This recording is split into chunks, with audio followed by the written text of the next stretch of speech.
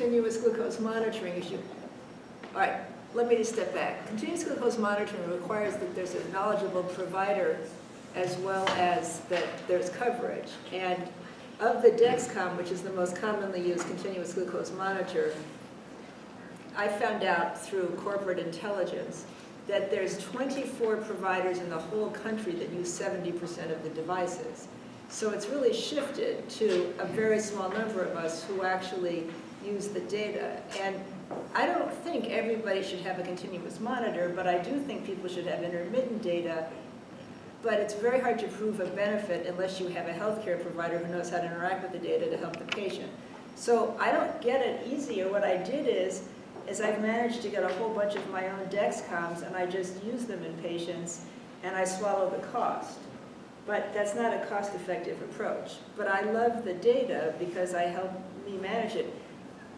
I wear them too, just for the heck of it. You learn a lot about your own metabolism. Yeah, you make me want to get one. But no, but they're going to become over-the-counter. I mean, that's what happened in Europe. So that thing I showed you, that little, people are buying, I mean, I usually am wearing my Fitbit, but people are buying all these monitoring devices. To me, this isn't a health thing. It's going to become something that every one of you is going to be able to go to the store and buy a little thing and stick it on your arm and for 2 weeks do continuous glucose monitoring.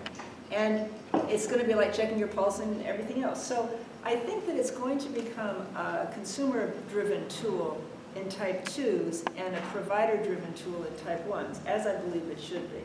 And so I think it's going to bifurcate. And you know, they're going to have all sorts of new things. The technology end of diabetes is there because it adapts it to technology. Most diseases don't have numbers. Blood pressure has a number.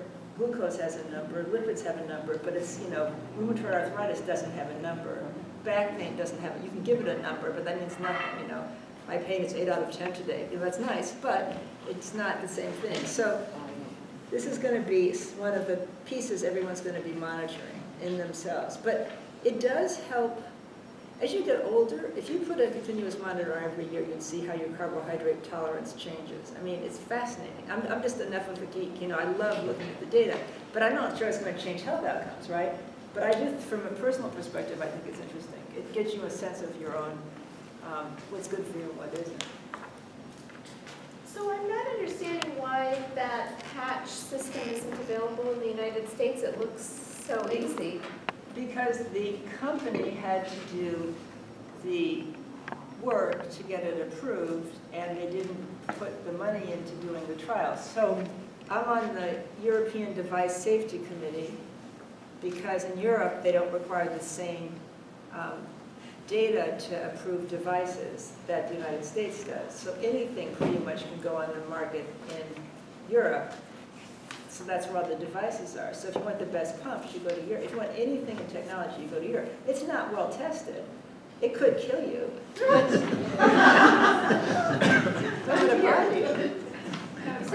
So somebody can go to Europe and buy that over the counter now?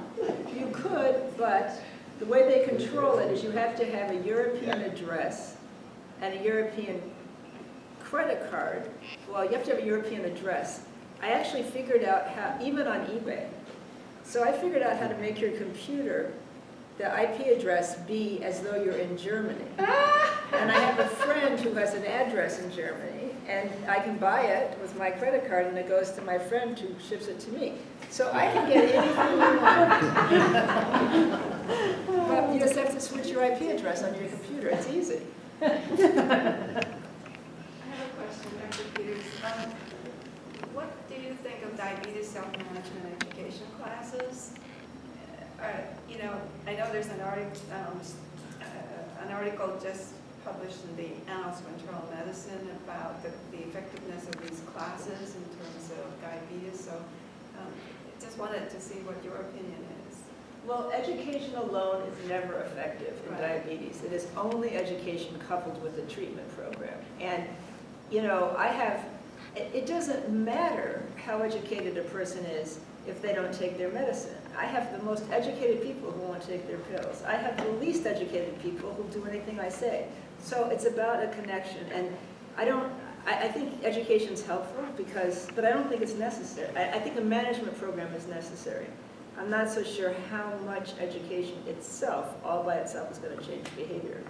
But if you're educated and you know something, every study we've done in my East LA population shows no relationship between education and outcome in those patients. Because again, how many of you know how to do things? How many of you know how to floss your teeth? How many of you know how to do self-care behaviors?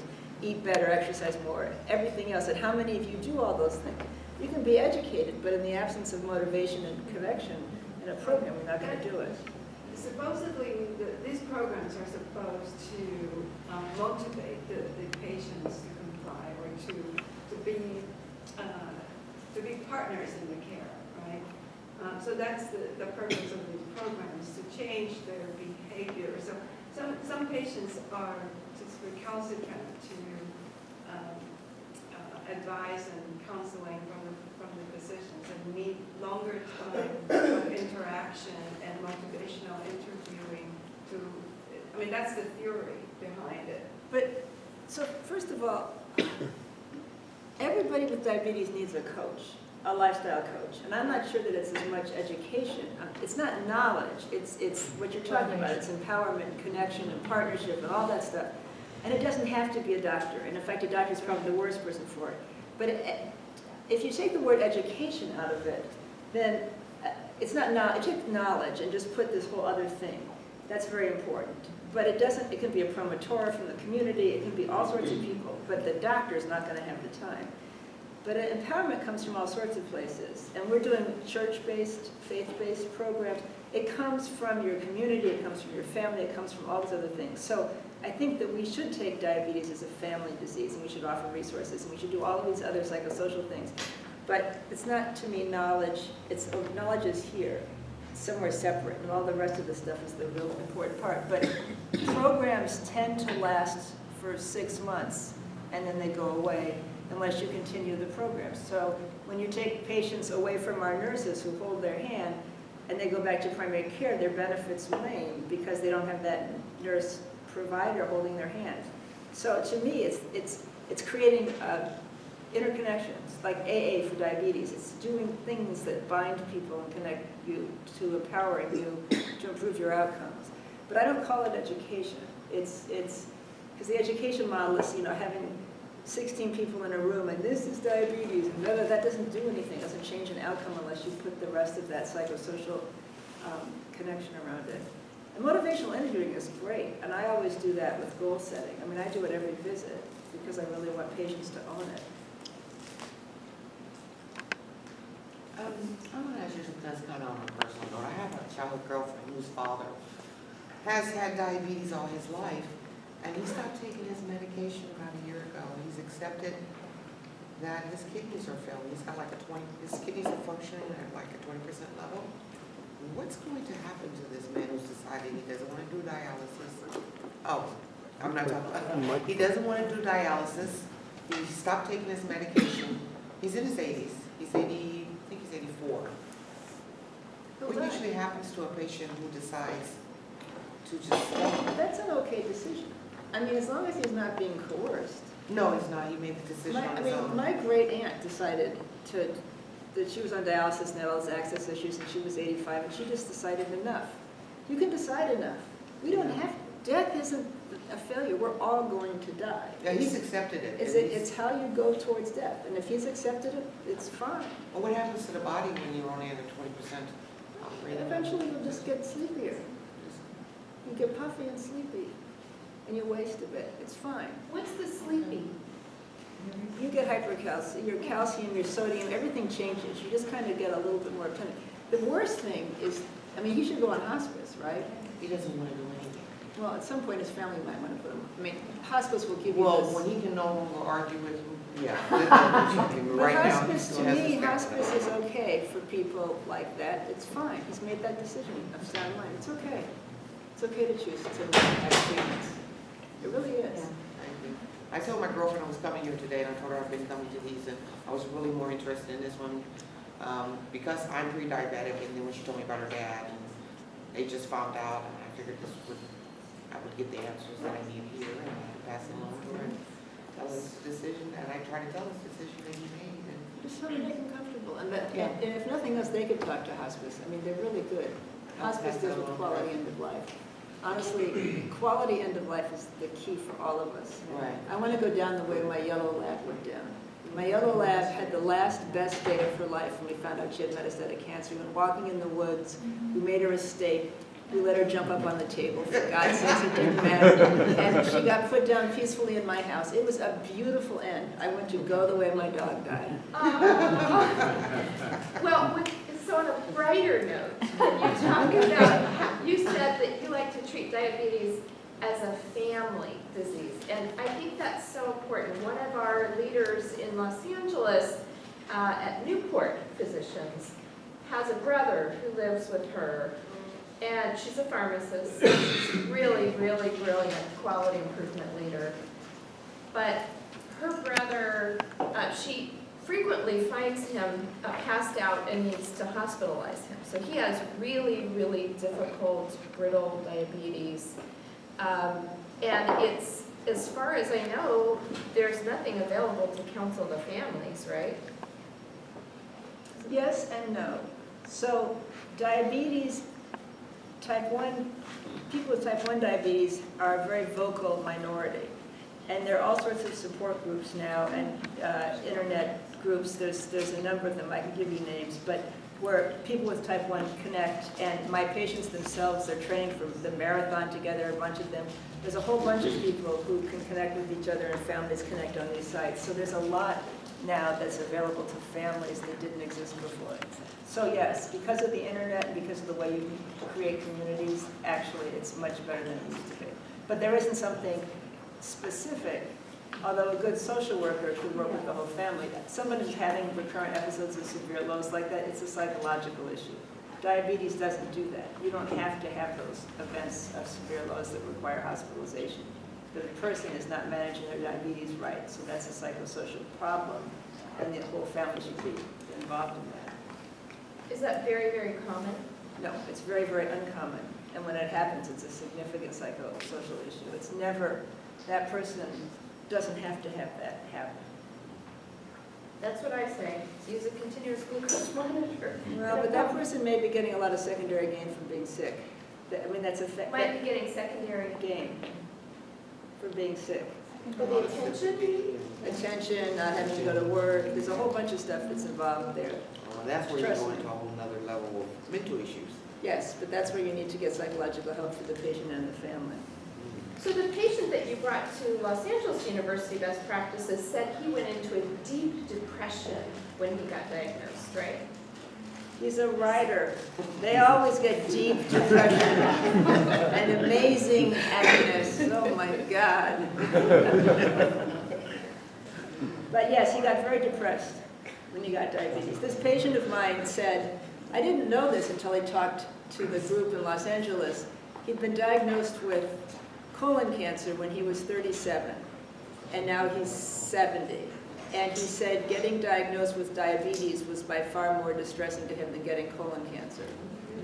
Because somehow he just thought he could beat colon cancer. He's a gambler and a writer, and that you would either win or lose, but with diabetes, it affected you forever, and it was always there, and it always in the back of your mind affected how you could live your life.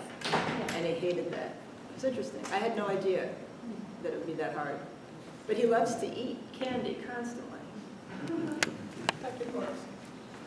So doesn't that speak to quality of life? I know the drug regimen that you spoke of extends life, but when it comes to quality of life, what kind of feedback have you gotten from your patients? Well, they love it because actually, I know this sounds weird, but it gives them a side effect, which means they urinate more and they feel like they're getting rid of bad things. A lot of my patients actually like being on it. Do you know that some patients like taking niacin because they like that little flush? So it's funny, but as long as they don't get vaginal infections or balanitis, God forbid, you can actually, they like this, it's just, they feel that it's cleansing them. It's a weird thing, but if you look at adherence to SGLT2 inhibitors, it's got the highest adherence of any diabetes drug. It is the pill people will take. And this is before we knew it saved your life. It has a very, and especially for a new drug, it's got incredibly high adherence numbers. So people will take this. And again, I think it's because they notice a little something. So this guy, we were talking, he gambles at Santa Anita, and he lives in Malibu. And so he actually, in rush hour traffic, can't not urinate between the two places. And I live in Westwood, which is in between. So on racetrack days, he stops in my house to use the restroom. And it makes me see that this drug is doing its thing, and B, we chat for 10 minutes, he's good friends with me and my husband, and he goes on his way. But it's kind of become his habit that he never stopped over before. But anyway, I think he considers it a plus. But I'm telling you, people don't mind taking this. In fact, they like it. They take it more than the other drugs. And it doesn't cause GI side effects, right? Metformin does, GLP-1 receptor agonists do. It's cleansing you. Or at least psychosocially, it definitely is. And it's giving him like, yeah, a whole new social life. And all these guys, I'm telling you, I have all these, all of the aging Hollywood directors and producers, many of them are my patients, and many of them have been on SGLT2 inhibitors for a long time, before the study even. And you know, they're all, honestly, if you go out to dinner in the bathroom, they're all sitting there, who's your doctor? Is there, you know, in the bathroom? I mean, they're all peeing more. I don't know, it's become a whole thing. It's in LA, you take this stuff and you pee and your diabetes is good.